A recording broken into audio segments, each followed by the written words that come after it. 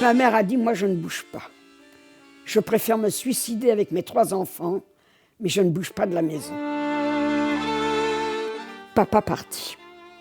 Je n'ai pas arrêté de pleurer papa. Ce jour-là, des gens normaux sont venus chercher des gens normaux pour les faire crever. Je m'appelle Berthe Grimbert, née Weinberg. Je demeurais au 22 rue du Faubourg Saint-Martin le 16 juillet 1942. J'avais 10 ans.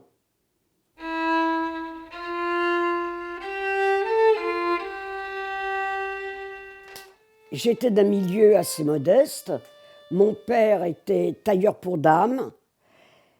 Il faisait des manteaux, des vestes. Ma mère était mère au foyer, mais elle l'aidait. On appelait ça une finisseuse. Elle finissait les vêtements. Tout ce qui était fait à la main était fait par ma mère. Nous avons vécu une enfance heureuse, c'est-à-dire sans histoire. Je ne me souviens pas de l'amour que me portaient mes parents parce qu'ils travaillaient très dur.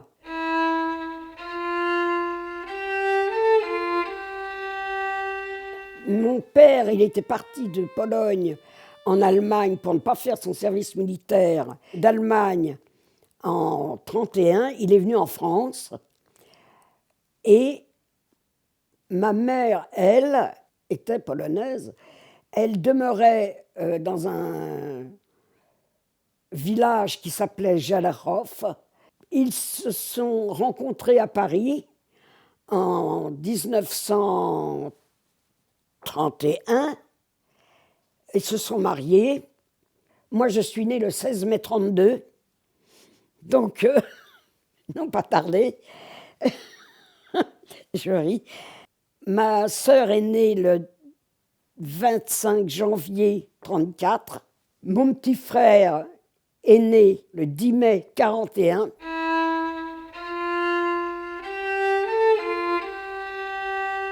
On a sonné à la porte. Ma mère a été ouvrir. Il y avait 2 agents civils, des Français, qui ont dit « Vous êtes combien ?» Alors ma mère a dit « Mon mari, moi et mes 3 enfants. » Elle a dit « Vous vous préparez, on est venu vous chercher.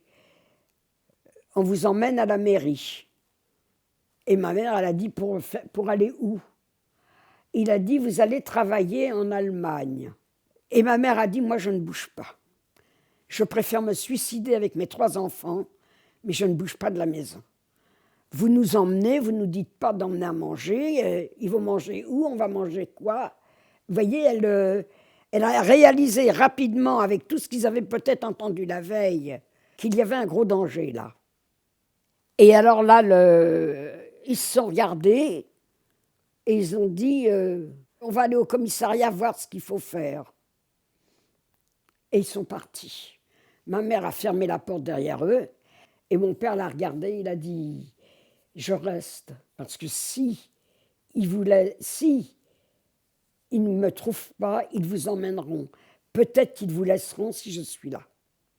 Ils reviennent, mon père était prêt, il est parti avec eux, parce qu'ils ont dit, comme votre fils n'a pas 3 ans, vous avez le droit de rester jusqu'à ses 3 ans.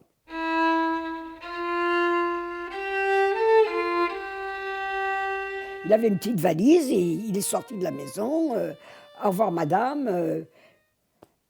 Maman a fermé la porte et il est parti. Elle ne l'a même pas accompagné en bas. C'est la dernière image que j'ai de mon père, de dos, avec sa valise à la main. Il est descendu les 3 étages, les 4 marches, et puis fini.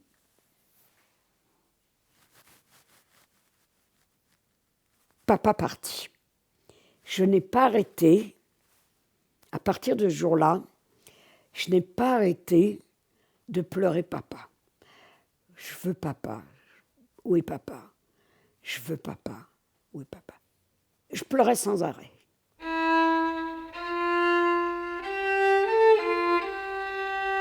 L'après-midi, elle est partie à Belleville à pied avec toujours le landau Elle est partie, elle a remonté le faubourg du Temple, elle a été chercher une chambre pour ne pas dormir à la maison, puisque ça se passait toujours au petit matin.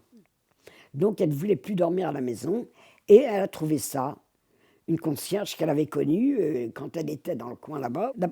Le 16 juillet, elle a enlevé les étoiles, on n'avait plus d'étoiles. Elle avait gardé la sienne, qu'elle cachait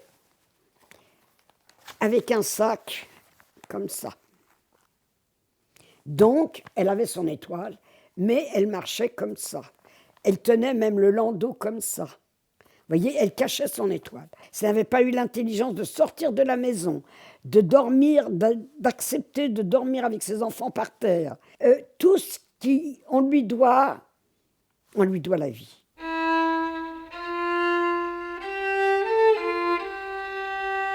Je suis arrivée à Chiéry avec ma soeur et mon frère, à côté de Château-Thierry, c'est-à-dire ça jouxtait Château-Thierry. Et là, j'ai vécu quelques mois avec eux, jusqu'à la Libération. Alors voilà mon petit frère, quelque temps avant sa mort, méningite tuberculeuse.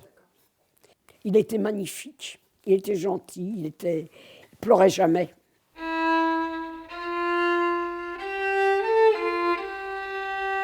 Ma mère, elle allait tous les jours, je crois, avec ma sœur.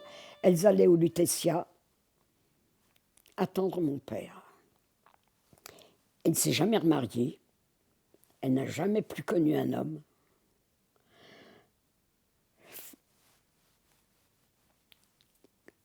On a essayé de la marier. Il y a des cousins qui sont venus, qui ont essayé de la marier pour qu'elle ne soit pas seule, qu'elle n'ait pas élevé toute seule ses enfants. Jamais voulu. Elle est morte le 28 avril 82 et jusqu'au 28 avril 82, elle m'a fait promettre de là où j'irais, de signaler qu'on avait demeuré Faubourg Saint-Martin au 22, au cas où ils reviennent. Pour elle, il avait perdu la mémoire et il avait été emmené par les Russes qui avaient libéré Auschwitz.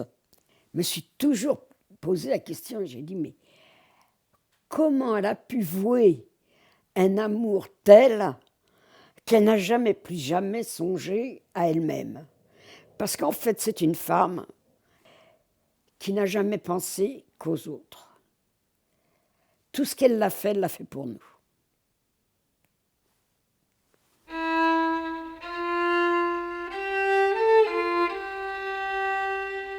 Pour qu'on n'oublie pas. Moi, ce que je voudrais, c'est que dans chaque individu qui va m'écouter, je lui demande une chose très simple, de se souvenir que ce jour-là, des gens normaux sont venus chercher des gens normaux pour les mettre dans des camps, pour les faire crever. Parce que ce qui s'est passé aux Veldives, c'est effrayant. Et c'est ça que je voudrais aujourd'hui, de tout mon cœur, mais de sous la peau que ça sorte, qu'il y ait un brin d'empathie de chaque individu pour ce qui est arrivé. Parce que n'oublions pas, le temps est un oubli perpétuel.